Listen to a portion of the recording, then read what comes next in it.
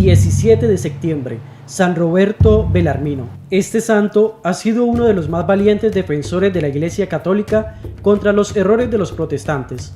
Sus libros son tan sabios y llenos de argumentos convencedores que uno de los más famosos jefes protestantes exclamó al leer uno de ellos: «Con escritores como este estamos perdidos, no hay cómo responderle». San Roberto nació en Monteluciano, Toscana, Italia, en 1542. Su madre era hermana del Papa Marcelo II. Desde niño dio muestra de poseer una inteligencia superior a la de sus compañeros y una memoria prodigiosa. Por ser sobrino de un pontífice, podía esperar obtener muy altos puestos y a ello aspiraba, pero su santa madre lo fue convenciendo de que el orgullo y la vanidad son defectos sumamente peligrosos, y cuenta él en sus memorias: «De pronto, cuando más deseoso estaba de conseguir cargos honoríficos, me vino de repente a la memoria lo muy rápidamente que se pasan los honores de este mundo y la cuenta que todos vamos a tener que darle a Dios, y me propuse entrar de religioso, pero en una comunidad donde no fuera posible ser elegido obispo ni cardenal, y esa comunidad era la de los padres jesuitas». Y así lo hizo. Fue recibido de jesuita en Roma en 1560. Uno de los peores sufrimientos de San Roberto durante toda la vida fue su mala salud. Cada par de meses tenían que enviar a Roberto a las montañas a descansar, porque sus condiciones de salud eran muy defectuosas, pero no por eso dejaba de estudiar y de prepararse. Ya de joven seminarista y profesor, y luego como sacerdote, Roberto Belarmino atraía multitudes con sus conferencias, por su pasmosa sabiduría y por la facilidad de palabra que tenía y sus cualidades para convencer a los oyentes. Sus sermones fueron extraordinariamente populares desde el primer día. Los oyentes decían que su rostro brillaba mientras predicaba y que sus palabras parecían inspiradas desde lo alto. Después de haber sido profesor de la Universidad de Lovaina y en varias ciudades más, fue llamado a Roma para enseñar allá y para ser rector del colegio mayor que los padres jesuitas tenían en esa capital. Y el sumo pontífice le pidió que escribiera un pequeño catecismo para hacerlo aprender a la gente sencilla. Escribió entonces el Catecismo Resumido, el cual ha sido traducido a 55 idiomas y ha tenido 300 ediciones en 300 años. Los protestantes habían sacado una serie de libros contra los católicos y eso no hallaban cómo defenderse. Entonces el sumo pontífice encomendó a San Roberto que se encargara en Roma de preparar a los sacerdotes para saber enfrentarse a los enemigos de la religión. Él fundó una clase que se llamaba Las Controversias, para enseñar a sus alumnos a discutir con los adversarios, y pronto publicó su primer tomo titulado Controversias. En ese libro, con admirable sabiduría, pulverizaba lo que decían los evangélicos y calvinistas.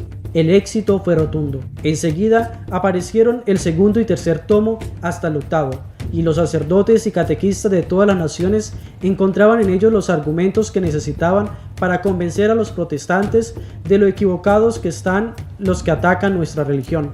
El Santo Padre, el Papa, lo nombró obispo y cardenal y puso como razón para ello lo siguiente: este es el sacerdote más sabio de la actualidad.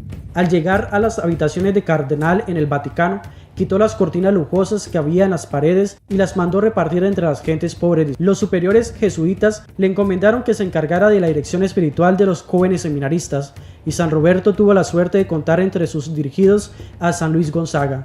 Después, cuando Belarmino iba a morir, dejó como petición que lo enterraran junto a la tumba de San Luis, diciendo: «Es que fue mi discípulo».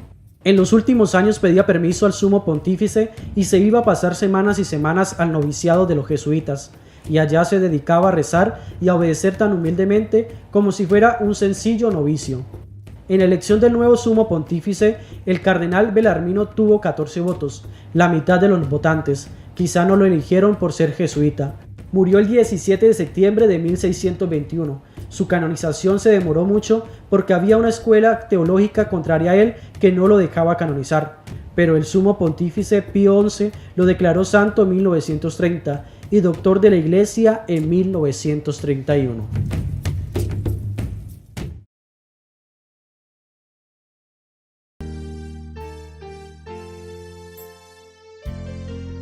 Me has tomado de la mano y me has dado salvación.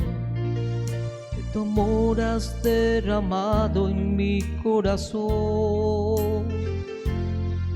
No sé cómo agradecerte lo que has hecho por mí. solo puedo darte ahora mi canción para darte las gracias. Gracias, Señor, gracias, mi Señor Jesús, para darte las gracias. Gracias, Señor, gracias, mi Señor Jesús.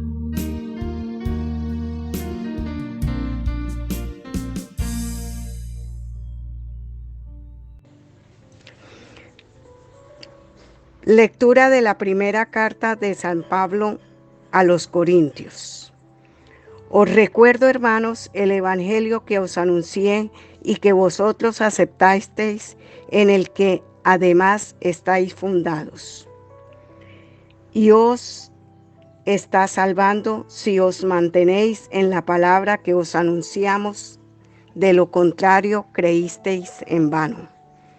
Porque yo os transmití en primer lugar lo que también yo recibí, que Cristo murió por nuestros pecados y según las Escrituras, y que fue sepultado y que resucitó al tercer día según las Escrituras, y que se apareció a Cefas y más tarde a los 12, y después se apareció a más de 500 hermanos juntos, la mayoría de los cuales vive todavía y otros han muerto.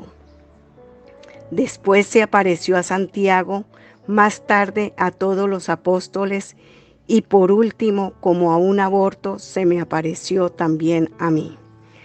Porque yo soy el menor de los apóstoles y no soy digno de ser llamado apóstol, porque he perseguido a la iglesia de Dios. Pero por la gracia de Dios soy lo que soy, y su gracia para conmigo no se ha frustrado en mí.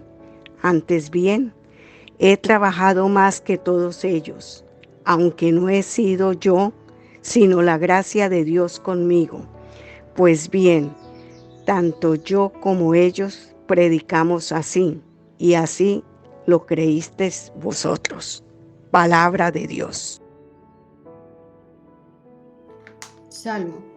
Den gracias al Señor porque es bueno. Da gracias al Señor porque es bueno, porque es eterna su misericordia. Diga la casa de Israel, eterna misericordia. Den gracias al Señor porque Él es bueno. La diestra del Señor es poderosa, la diestra del Señor es excelsa. No he de morir, viviré, para contar las hazañas del Señor. Den gracias al Señor porque es bueno. Tú eres mi Dios, te doy gracias. Dios mío, yo te ensalzo. Den gracias al Señor porque es bueno.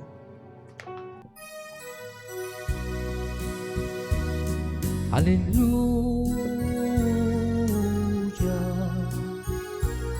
aleluya, aleluya, aleluya.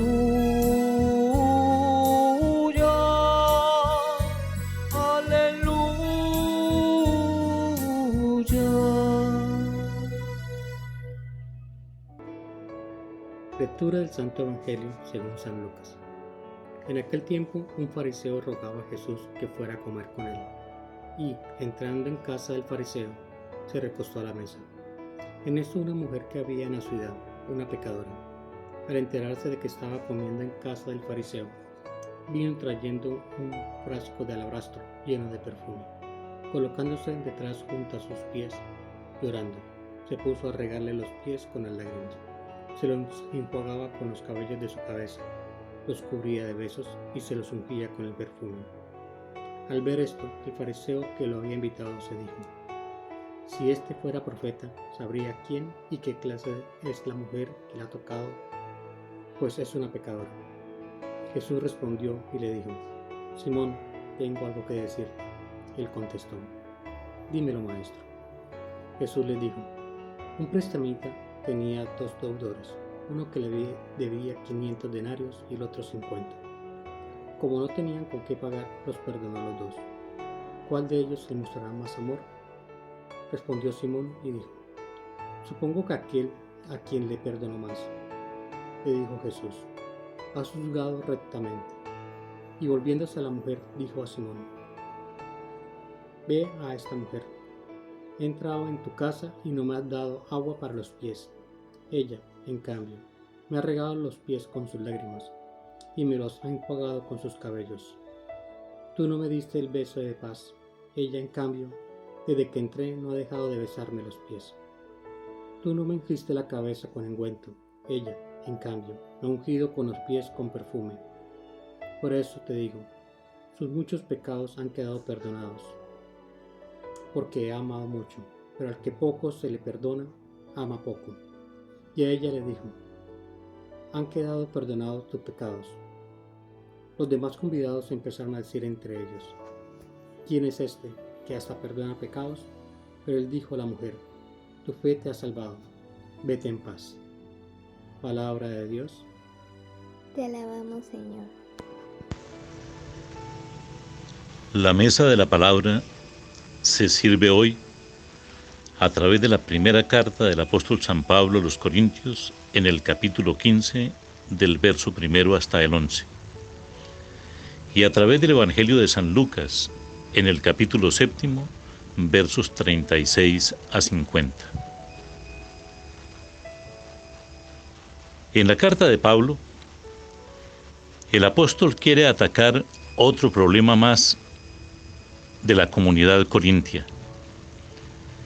Y ese problema es que como tienen tanto, que como no tienen prácticamente necesidad de nada, que como tienen mucho para gastar, que como pueden hacer todo lo que quieren, se dieron cuenta de que el cielo está aquí en este mundo y se olvidaron de una vida que perdurará por siempre y que está más allá, mucho más allá de lo que hoy vemos y de lo que hoy sentimos.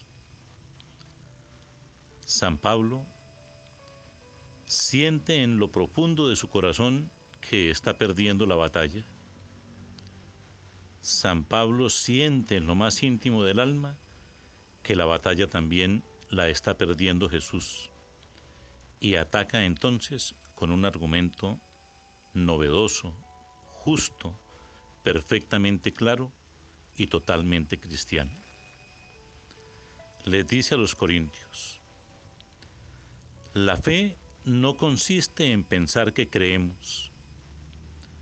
La fe consiste en aceptar que Jesús es el Señor y que murió por todos nosotros. Que su palabra es la carrilera a través de la cual nos deslizamos al encuentro de la felicidad plena. Y que todo lo que encontramos en nuestro caminar en este mundo no es más que una manifestación de la inmensidad del amor de Dios, que es bueno con todos, absolutamente con todos, y que lo creó todo, absolutamente para todos. Cuando una persona, a pesar de creer, se confía en lo que tiene aquí en este mundo, lo primero que hace es quebrantar su moral. Comienza a perseguir lo que no debiera perseguir. Comienza a darse los lujos que le van a dañar por completo su libertad. Comienza a construir inmoralidades de orden sexual, afectiva, etc. Comienza a distanciarse totalmente de Dios. Y estas personas piensan que con orar ya lo han arreglado todo. Este texto de Pablo, tan bonito, nos invita a prepararnos para seguir leyendo el capítulo 15 de esta carta. Nos invita a mirar nuestro corazón por dentro con toda claridad y con todo sentimiento de investigar lo que hay dentro de cada uno de nosotros. Y nos invita a darnos cuenta de que las idolatrías no están por fuera de nosotros, están dentro. La ambición, el placer, el querer hacer daño, la venganza, el rencor, la maledicencia y todo, absolutamente todo lo que desfigura nuestra imagen de Cristo, de Dios, es lo que hoy tenemos que vencer por completo, y es lo que hoy tenemos que enseñar a los demás a vencer con todas sus fuerzas, con todo su espíritu, con toda su alma. Este texto de 1 Corintios 15, 1 a 11, es un texto bonito para meditar, porque uno se hace a este filósofo o a aquel otro, lo acoge como el faro que lo ilumina, y cuando uno pierde de vista la palabra del Señor, la claridad de su amor, la certeza de su justicia, la enseñanza radical y profundamente amorosa que nos entrega, empieza uno a dejar diluir poco a poco el compromiso cristiano que la vida debe tener. En este texto se nos muestra con toda claridad que amar no es decir te amo. Amar no es traer un bocadillo o un coffee de light. Amar no es comprar unas hallacas para el desayuno del domingo. Amar no es venir a la casa porque nos toca venir, porque nos comprometimos un día a estar ahí. Amar no es soportar y soportar y soportar a regañadientes. Amar es servir con todo el alma, con todo el espíritu, con todo nuestro corazón. Amar es morir nosotros para que los otros puedan ser ellos, vivir en plenitud. El amor es la máxima expresión de la justicia cristiana. El amor es la justicia que Dios nos da a nosotros. Leer y releer este texto, entenderlo y entenderlo perfectamente bien.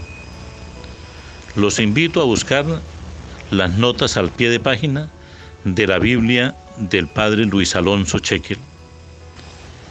Esas notas les van a iluminar por completo el camino de reflexión y el camino de decisión. Les van a exigir un programa de cambio, y de esa manera todos vamos a comprender que amar es entregar todo, absolutamente todo lo que somos, porque cuando uno guarda algo para uno mismo, uno destruye la oportunidad que Dios tiene de triunfar en la vida de muchísimos hermanos y en la vida de aquel que dice amar. El Señor espera que todos nosotros creamos con firmeza y amemos con sinceridad. El Señor desea que todos nosotros construyamos con Él el reino de la verdad, de la justicia, de la caridad. El Señor desea que ninguno de nosotros se aferre a las cosas de acá, sino que administrándolas con libertad y para bien de todos, comprendamos que no son propiedad nuestra, que la creación es de todos y para todos, que la creación es la casa absolutamente de todos. Este texto es revolucionario. Este texto es realmente maravilloso. Este texto nos obliga a pensar y nos obliga a mirar muy dentro de nosotros mismos lo que somos, lo que amamos, lo que esperamos, lo que deseamos, la forma como oramos, la manera como testimoniamos todo lo que hay dentro de nosotros, nuestra adhesión al Señor Jesús y nuestra adhesión a la Iglesia, la manera como compartimos, la manera como todos los días vamos llevando libertad, esperanza, fe y alegría a todos los que encontramos por el camino, la manera como vencemos las aversiones que tenemos por los otros, la manera como llegamos a comprender que aquí somos pasajeros, que nada es definitivo en esta tierra, que todo, absolutamente todo será eterno y pleno en Dios, el cielo maravilloso que nos espera para albergarnos como el gran templo que será la casa de todos, la casa de toda la humanidad, ese Dios que es amor, que es plenitud, que es verdad, que es caridad, que es luz para siempre, que es calor de vida en eternidad y en gloria. Les dejo este pensamiento y los invito también a leer el Evangelio de Lucas 7, 36 a 50.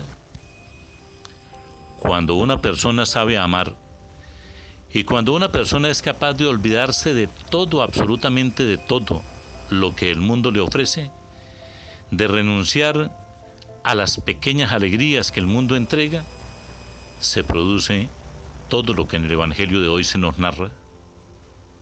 Va uno al Señor, se encuentra con el Señor, en Él lo halla todo, absolutamente todo. En Él encuentra uno la plenitud que siempre ha querido encontrar.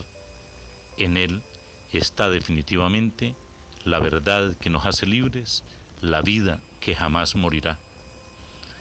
El texto de Lucas es un texto para analizar y sentir cuánto somos nosotros capaces de aceptar de este texto, cuánto somos nosotros capaces de vivir de este texto, cuánto somos nosotros capaces de creer de este texto, si somos capaces en verdad de darle todo el valor que tiene y de responder a todas las exigencias que conlleva. Que en este día bonito de nuestras vidas, de reflexión profunda, de comienzo de una caridad que no conozca fin, el Señor nos bendice con todo amor y nos entrega la gracia de entender la vida, de amarla con todas nuestras fuerzas y de proyectarla más allá del sol. Feliz día para todos.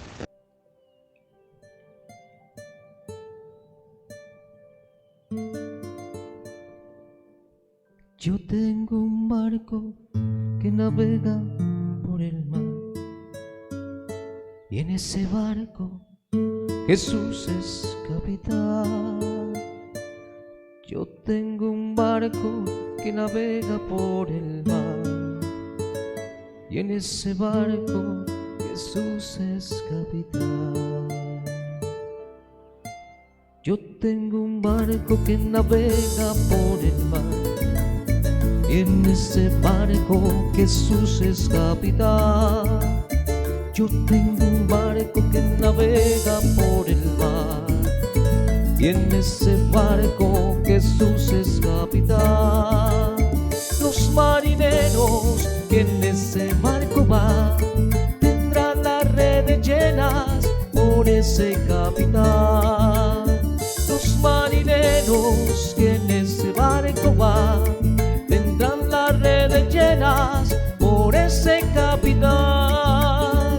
Yo tengo un barco que navega por el mar, y en ese barco Jesús es capitán. Yo tengo un barco que navega por el mar, y en ese barco Jesús es capitán.